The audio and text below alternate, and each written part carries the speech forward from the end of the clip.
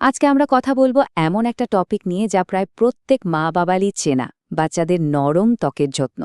এটা নিয়ে আমরা প্রায়ই কিন্তু একটু টেনশনে থাকি, তাই না? কিন্তু মজার ব্যাপার হলো এর সমাধানগুলো প্রায় আমাদের হাতের কাছেই থাকে। বাচ্চাদের ত্বক যে কি পরিমাণ সেন্সিটিভ তা তো আমরা জানি। মানে আবহাওয়া একটু বদলালো বা রোজকার অভ্যাসের সামান্য এদিক ওদিক হলো আর তার প্রভাব ত্বকের ওপর পড়তে শুরু করে। কিন্তু ভালো খবরটা হলো এর সমাধানগুলো কিন্তু একদমই সহজ। তো সবার আগে চলুন দেখে নিই কোন কমন সমস্যাগুলো বাচ্চাদের ত্বকে প্রায় দেখা যায়। এগুলো চিনতে পারলে ঠিক সময়ে ব্যবস্থা নেওয়াটাও অনেক সহজ হয়ে যায়। এই যে ধরুন, ড্রাই স্কিন বা শুষ্ক ত্বক, র্যাশ বা জ্বালা করা, অ্যালার্জির সমস্যা, এমনকি ডার্ক সার্কেল বা ত্বকের উজ্জ্বলতা কমে যাওয়া, মাঝে মাঝে ছোট ছোট পিম্পলও হতে পারে। এগুলো বেশিরভাগ সময়ই কিছুদিনের জন্য হয়, কিন্তু এগুলো আসলে একটা সিগন্যালটা হলো ত্বকের একটু এক্সট্রা কেয়ার দরকার। কিন্তু প্রশ্ন হলো, এই সমস্যাগুলো হয় কেন? বাচ্চাদের ত্বকে কেন এগুলো এত সহজে দেখা দেয়? চলুন এর আসল কারণগুলো একটু খুঁজে দেখি। দেখুন, সমস্যা হওয়ার পর সমাধান খোঁজার চেয়ে ভালো হলো সমস্যাটা হতেই না দেওয়া, তাই না? আর তার জন্য আসল কারণটা জানা কিন্তু খুব জরুরি। কারণটা জানলে আমরা আগে থেকেই সাবধান হতে পারব।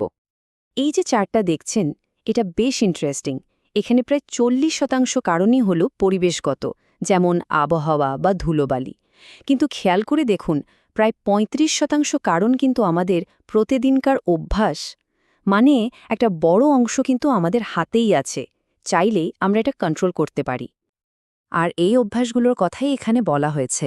যেমন ধরুন, আবহাওয়ার বদল, ধুলোবালি, কম পানি খাওয়া বা অতিরিক্ত ঘাম, আবার ভুল স্কিন কেয়ার প্রোডাক্ট ব্যবহার করা, ঠিকমতো গোসল না করা, অস্বাস্থ্যকর খাবার, এমনকি বেশিক্ষণ স্ক্রিনের সামনে থাকাও কিন্তু একটা কারণ।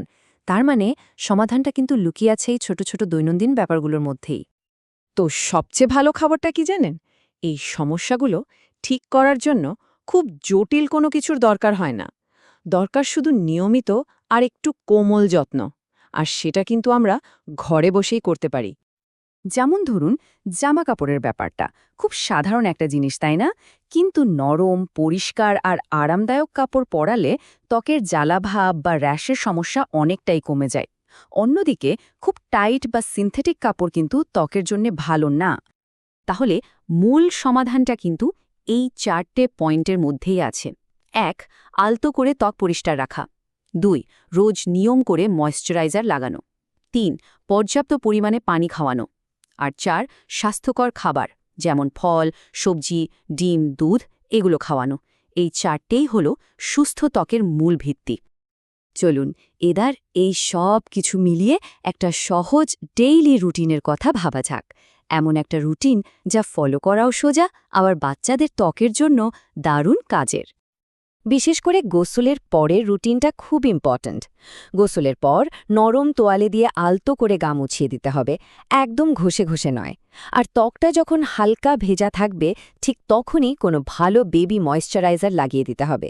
এই সহজ কাজটা ত্বকের আর্দ্রতাকে ভেতরে আটকে রাখে, ফলে ত্বক অনেকক্ষণ হাইড্রেটেড আর নরম থাকে। আর এই কাজটা করতে কতক্ষণই বা লাগে?